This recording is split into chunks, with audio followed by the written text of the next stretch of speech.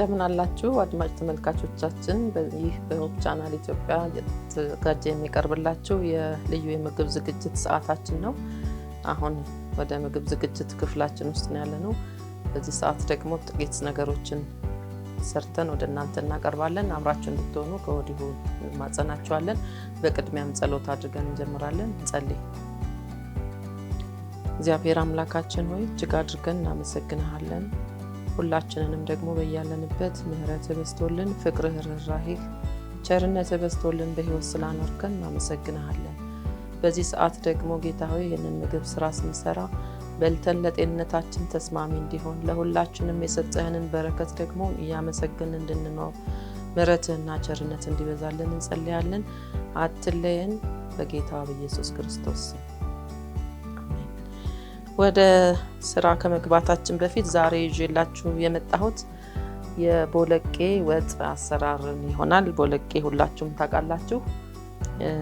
እኔ የተጠቀምኩት የቦለቄ አይነቶች በነገራችን ላይ በጣም ብዙ አይነት የቦለቄ አይነቶች አሉ። እኔ ግን የተጠቀምኩት ይሄኛውን ነጣ ያለ ዳልቻ የሆነ የቦለቄውን ዘር ነው የተጠቀምኩት። እሱን ወደ ስራ ገብተን አሳያችኋለሁ። ከዛ በፊት ስለዚህ ስለ ቦለቄ ጥቅም ጥቂት ነገር ልበላችሁና ወደ ስራው እንሄዳለን። እንግዲህ ቦለቄ በብዙ ቫይታሚኖችና በብዙ ፕሮቲን የበለጸገ እንደሆነ ሁላችንም እናውቃለን። በአብዛኞቻችን በንፍሮ መልክ እንጠቀመዋለን። ከንፍሮ ባለፈ ደግሞ በወጥ መልክ ተጠቅመኑ ከሩዝ ጋር መጠቀም እንችላለን። ከሰላጣ ጋር መጠቀም እንችላለን። በብዙ አይነት ቦለቄን መጠቀም እንችላለን።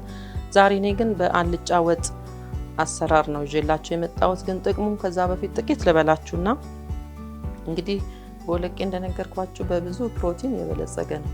እንዲያውም ከስጋና ከዶሮ ስጋ ጋርና የእንስሳት ተዋጽኦ ስጋ የሚተካ ወሳኝ ምግብ እንደሆነ በሳይንስ የተረጋገጠ ነውና ቦለቄ በጣም አስፈላጊ ነው።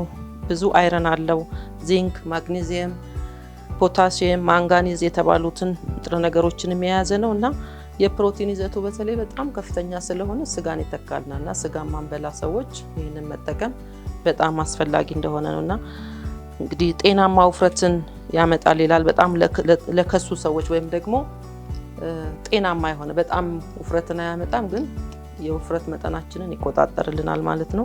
የስኳር ህመምን ይቀንስልናል፣ ኮሌስትሮልን ይቆጣጠራል ማለት ነው። ፋይበር አለው፣ ለአንጀት ካንሰር ደግሞ ይከላከልልናል ማለት ነው። በቂ እንቅልፍ እንድናገኝ ይሆናል ይሄንን በመመገባችን እና የልብ ጤናንም ለመጠበቅ ይረዳል። በአጠቃላይ የአጥንት ጤናን ጥንካሬ ይሰጣል። በሽታን ለመከላከል በጣም ወሳኝ ምግብ እንደሆነ እንመለከታለን። ከዛ ወደ አሰራሩ እንሄዳለን። እየሰራ አሳያችኋለሁ። እንግዲህ በመጀመሪያ ቦለቄውን በጣም ለቅመን በማጠብ ምክንያቱም ይሄንን የምናጥብበት ደግሞ አንዱ ብዙ ጊዜ ነቀዝ የሚባል ተባይ ያጠቃዋልና መድኃኒት ይደረግበታል። ስለዚህ 2-3 በደንብ እናጥበዋለን።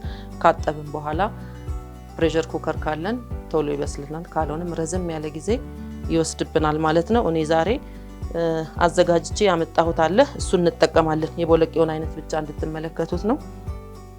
ከዛ በኋላ እዚህ ጋር ያሉትን ግብአቶች ደግሞ ላስተዋውቃችሁ። ቀይ ሽንኩርት አለን፣ ዝንጅብል አለን፣ ነጭ ሽንኩርት፣ የድንብላል ቅጠል፣ ካሪ ሊፍ ቅጠል አለ። ካሪ ሊፍ ሌላ ጊዜ ጥቅሙን በደንብ ነግራችኋለሁ። በጣም ጠቃሚ የሆነ ቅጠል ነው። ከብዙ ምግቦች ጋር ሰርተን ልንጠቀመው እንችላለን። ምግብን ያጣፍጣል፣ ለጤናም ብዙ ጠቃሚ ነው። የሮዝመሪ ቅጠል ነው። ይሄ የተፈጨ ሮዝመሪ ነው። በጥሬው መጠቀም እንችላለን። ይሄኛው ደግሞ ጨው ነው። ቁንዶ በርበሬ አለን፣ ባሮ ሽንኩርት አለ፣ ቃሪያ፣ ቲማቲም። እዚህ ጋር ሌሎቹን እዚህ አስተዋውቂያለሁ። ወደ አሰራሩ እንሄዳለን። ካፍታ ቆይታ በኋላ እንመለሳለን።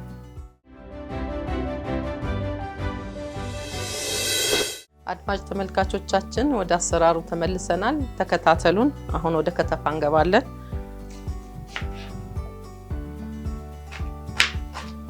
ከዛ በፊት መጥበሻችን እንዲግልልን እንለኩሳለን።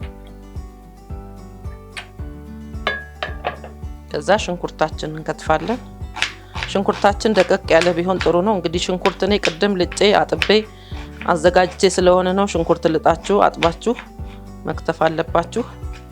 ብዙ ከሆነ ደግሞ በመፍጫ መፍጨት እንችላለን። እኔ ጥቂት ስለሆነ የምከትፈው በእጄ መክተፍ እችላለሁ። ይሄንን ቦለቄ እንግዲህ ብዙዎቻችን እንጠቀመዋለን ቤታችን። ግን እኔ በአልጫ መልኩ በጣም ስለምወደው ነው አልጫ ልሰራ ያሰብኩት። ብዙዎቻችሁ ደግሞ በቀዩ ትሰሩታላችሁ። እንደውም በሌላ ቦታ ላይ ደግሞ ከቆጮ ጋር ይበላል። በብዙ አይነት መልኩ ከሩዝ ጋር ይበላል። እንዳልኳችሁ ከሰላጣ ጋር ይበላልና በጣም ለሰውነታችን ጠቃሚ የሆነ ምግብ እንደሆነ ማወቅ አለብን። ስለዚህ በሁላችንም አካባቢ በየገበያው በየሱፐርማርኬቱ ስለሚገኝ ሁላችንም እየገዛን ይሄንን መጠቀም ብዙ ጥቅም ለሰውነታችን እናገኛለን ማለት ነው። መጥበሻችን እስኪግል ድረስ እንጠብቃለን።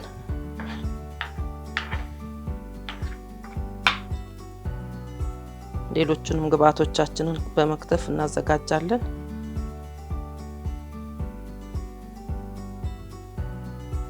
መፍጫ ከተጠቀማችሁ ደግሞ ቲማቲሙንም ፈጭታችሁ መጠቀም ትችላላችሁ። ቲማቲሙን የምጠቀመው የቦለቄውን ከለር ያሳምርልናል።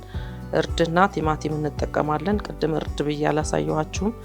በጣም ከለሩን የሚያምር ከለር ያደርገዋል።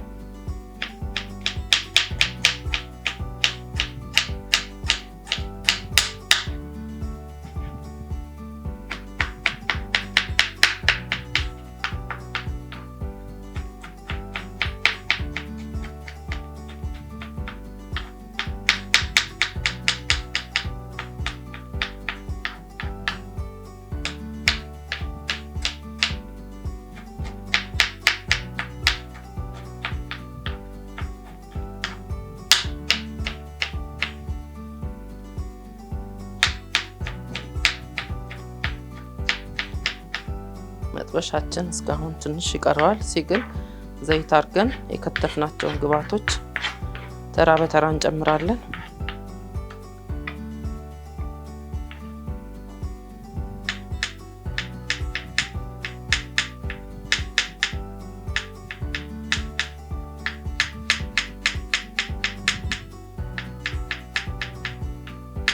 እኔ እንግዲህ ቀደም ብዬ ልጬ አጥቤ ያዘጋጀኋቸው ነጭ ሽንኩርት፣ ዝንጅብል፣ ቲማቲም፣ ቀይ ሽንኩርት ሁሉንም ልጬ አጥቤ ያስቀመጥኩት ነው።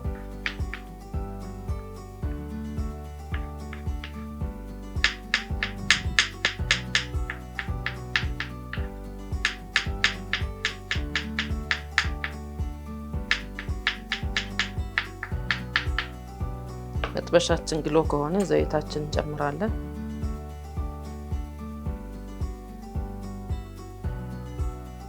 ዘይት አናበዛበትም፣ አነስ አድርገን የምንጠቀመው።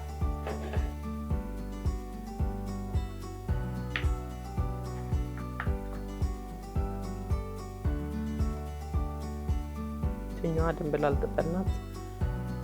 ጠቀሜታም አላት። በጣም ደግሞ ምግቡን ታጣፍጥልናለች።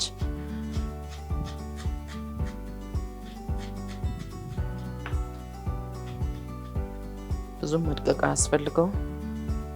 ትኛዋ ደግሞ ዝንጅብልና ዝንጅብልም እንደዚሁ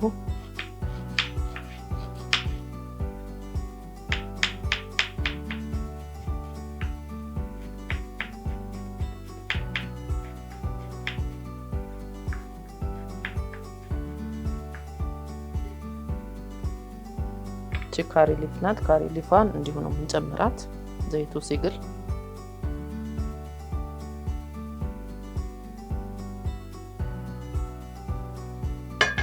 ዘይታችን እየጋለ ነው። ሽንኩርታችን እንጨምራለን።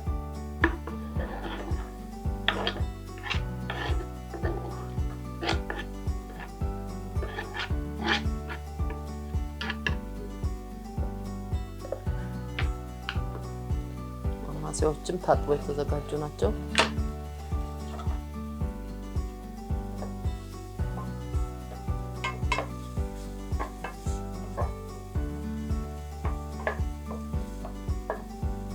ተመልካቾቻችን አሁን ሽንኩርታችን እየበሰለልን ነው።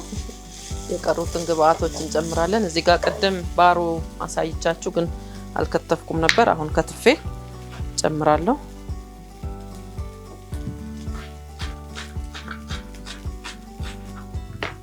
ትንሽ ሽንኩርቴን አከታተፉ ወፈር ስላረኩ ውሃ ጨመር እያረኩ ሽንኩርቴን እያበሰልኩ ነው። ባሮ ሽንኩርቴንም አሁን ጨምራለሁ።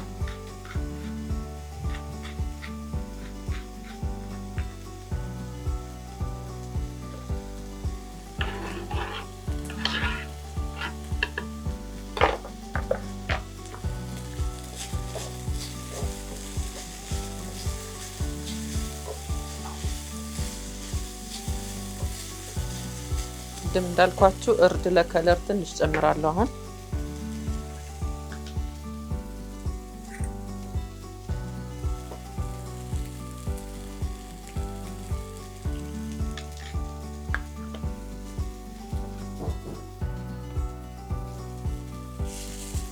እንዳያርብን እናማስላለን። ከዛ እዚህ ጋር የከታተፍኳቸውን ጨምራቸዋለሁ። በተለይ ቲማቲሙ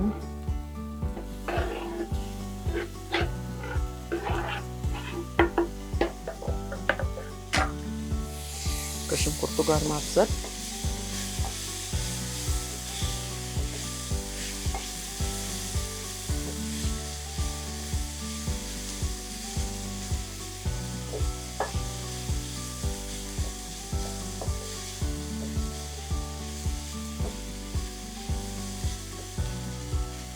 እኔ ከፍ አድርጌ ከትፌዋለሁ።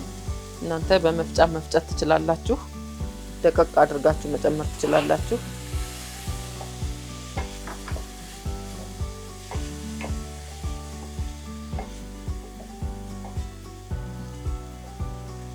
አሁን የቀሩትን ግብአቶቻችን እንጨምራለን። ይሄ ካሪ ሊፍ እንደነገርኳችሁ ዝንጅብል፣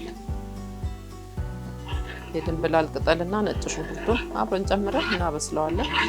ከዛ ተቀቅሎ የበሰለ ቦለቄያችን እናዘጋጃለን።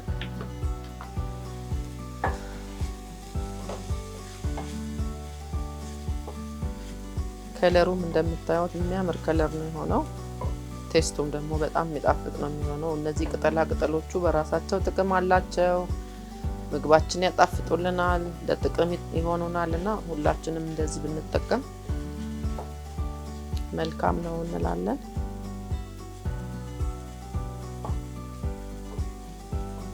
ትንሽ ቁንዶ በርበሬ ጨምራለሁ።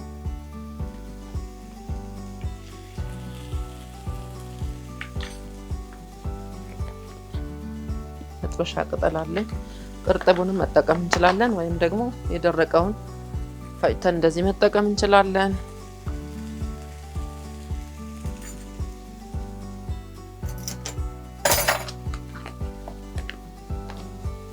እንዳያርብን እናማስላለን። ውሃ ጠብ እያደረግን ማብሰል ይችላል።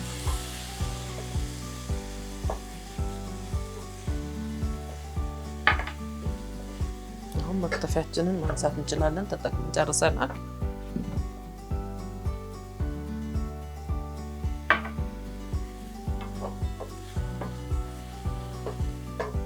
እንደነገርኳችሁ እኔ ቀቅዬ አዘጋጅቼዋለሁ። በጥሬው ይሄንን ይመስላል። የበሰለው ደግሞ ይሄንን ይመስላል እና በደንብ ማጠብ አለብን። ምክንያቱም ለማቆያ የሚጠቀሙት መድኃኒት ስለሚጨምሩበት ጉዳት እንዳያመጣብን በደንብ ማጠብ አለብን። ከተቀቀለ በኋላ ያው ጥቅሙ እንዳይሄድ መጀመሪያ ላይ ግን 2-3 ዘፍዘፍ አድርገን ማጠብ።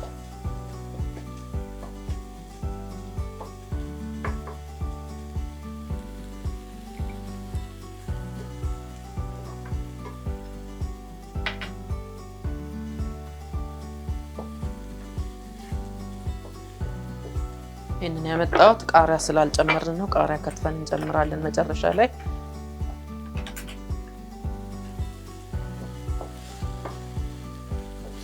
እንግዲህ ቦለቄያችንን የበሰለውን እንጨምራለን።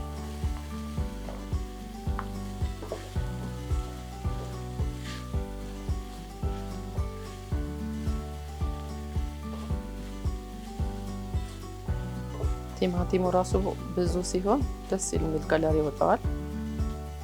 ዘይትን በጣም ትንሽ ነው የተጠቀምኩት።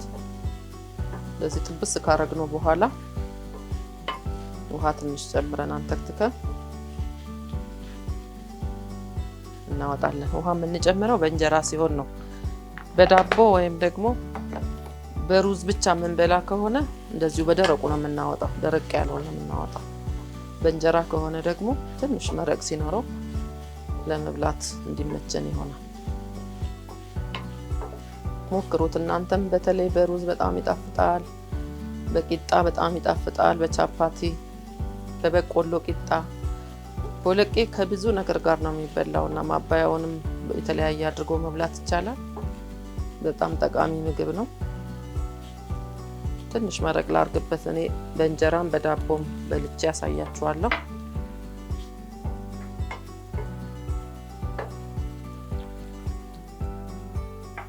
እዚህ እናረግና እንከድነዋለን። በደንብ ሲንተከተክ ጣዕሙ ሲዋሃድ ጨውና ቃሪያ ይቀረናል። ሁሉም እንዳልነገርኳችሁ ታጥቦ የተቀመጠ ነው። ቃሪያችን እንደዚህ ሰንጠቅ አድርገን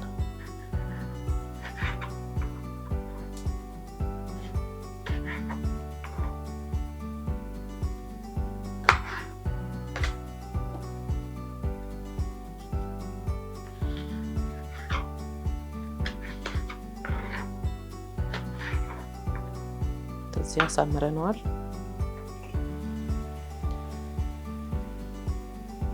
በጣም አሪፍ ሆኖ እየበሰለ ነው።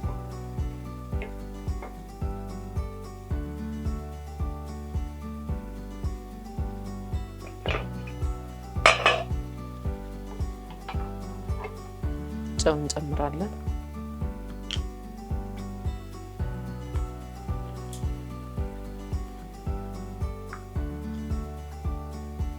ከዛ ጨዋችንን አማስለን እንቀምሳለን።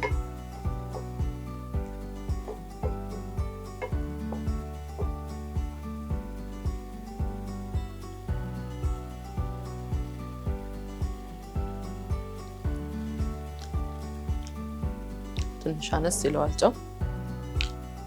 ጨው ለማይፈልግ ብዙ አለመጨመር ይቻላል።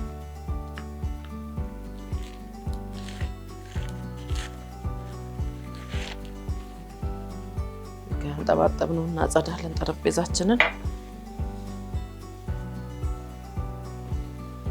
እንግዲህ ወጣችን እየደረሰ ነው።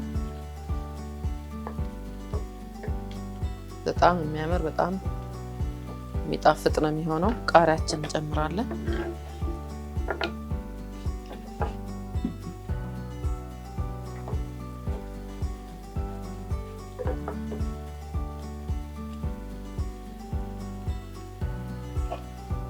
አሁን እየደረሰ ነው፣ ልናጠፋ ነው።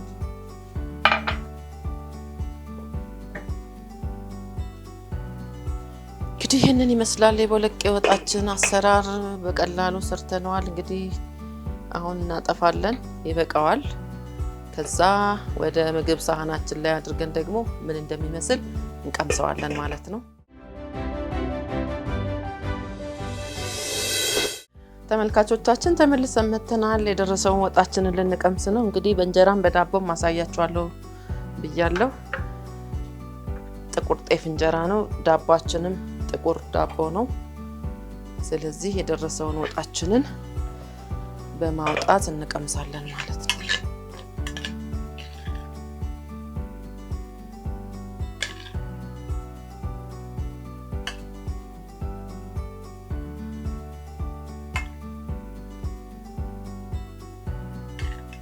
ለራስሽ ብቻ ልትበይ ይሄን ሁሉ አወጣሽ እያላችሁኝ ይመስለኛል። አሁን የሰራነውን እንቀምሳለን። በጣም ነው የሚያምረው። ደግሞ ቀምሰን ቴስቱን እናየዋለን። ጣዕሙ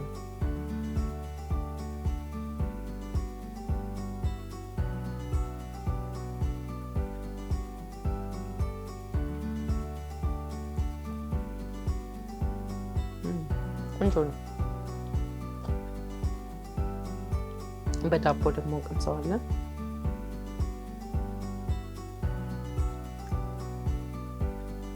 እናንተም በየቤታችሁ በአቅራቢያችሁ በሁሉ በገበያ በሱፐር ማርኬት ስለሚገኝ ሁላችሁም እንድትጠቀሙት እንመክራለን። በዳቦ ደግሞ በጣም የበለጠ ጣዕም አለው፣ ይጣፍጣል።